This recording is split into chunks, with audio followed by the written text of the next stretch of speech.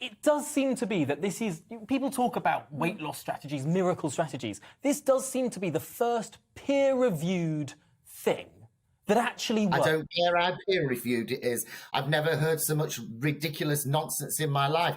This is yet again, let's have an initiative to make Britain bone idle. Let's start sticking jabs in them on Jab Street. No, I think it's horrendous. And I do believe it encourages people to be bone idle. And let me tell you why, actually, because in the last 24 hours, I've been having people saying to me, Steve, I would love the jab. I'd love that jab, but I think I'm going to have to put weight on to be able to qualify to actually have it, because this jab is for those people, as I understand it, that are in the category of super obese.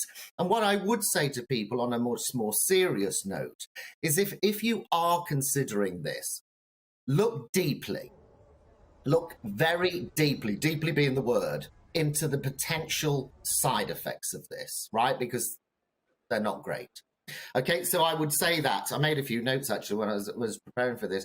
And listen, the other thing you've got to be aware of is, as I understand it, this will be for 2 years maximum. So a person can have this fat jab or anti-fat jab for 2 years maximum. What happens then?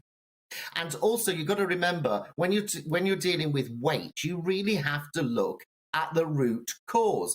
And I'm sorry to say, it might not be very popular with some people, but often the root cause is mindset laziness. That is the reality. 20 years experience tells me that. So I think, listen, it does seem true, doesn't it? Because the way that this jab works, it changes something in your brain. It doesn't attack the fat. It changes your mindset. It makes you less likely to want to eat. Because ultimately, all being fat is calories in, calories out. So I suppose in some way it's the same, isn't it, as mindset?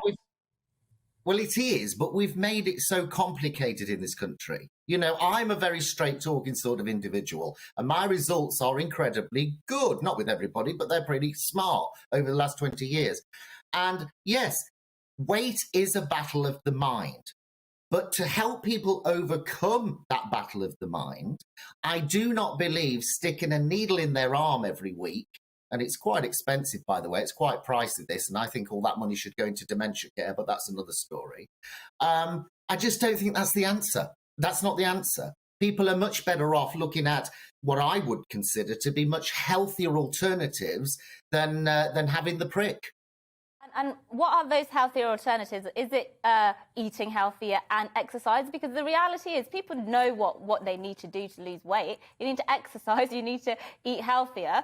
But still we have massive levels of obesity. So aren't solutions like this, given that, you know, people aren't very motivated to get into exercise, aren't solutions like this at least one tool in the toolbox that we can use to keep people fit? Yes, in all seriousness, again, they are a tool in the toolbox for those people that are potentially near death because of weight-related stuff.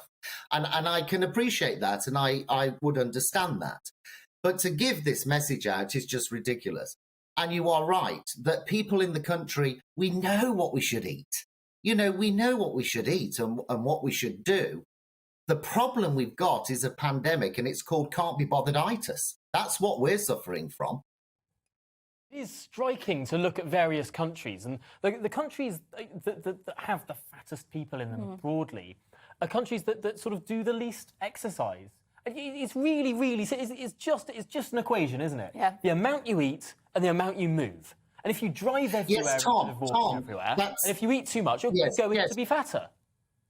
Yes, but it can be a bit more, you know, I'm going to defend people here a little bit because it can be a bit more complicated than that.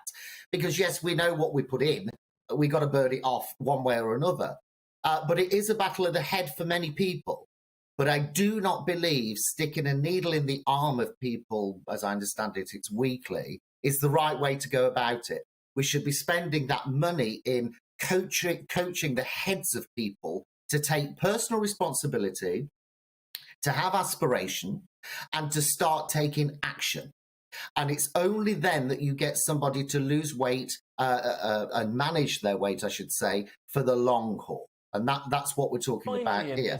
Conversation, I want to get your perspective on the sort of fat acceptance movement that has grown up over the last decade or so, where people say that people who encourage people to lose weight are somehow bad people. Body shaming is the word they use. Body shaming. Yeah. That we shouldn't encourage people to achieve a healthier shape or to lose weight. Where do you stand on that? Well, I've been called all sorts of names over the years. It's a good job I've got a thick skin. But, and of course, you're called fat phobic if you're encouraging people to take responsibility and to lose weight for the benefit of their health and their confidence. I say this, if you're happy and you are fat, clap your hands, is not a song we should be teaching people. And that's what that lot do. Well, on that note... On that note, indeed. Absolutely. We need more bluntness, guys. We need to be more direct. We're becoming so namby-pamby. And so you can't say this, you can't say that around obesity. And can I tell you something? That is a dangerous route to go down. It kills people, potentially.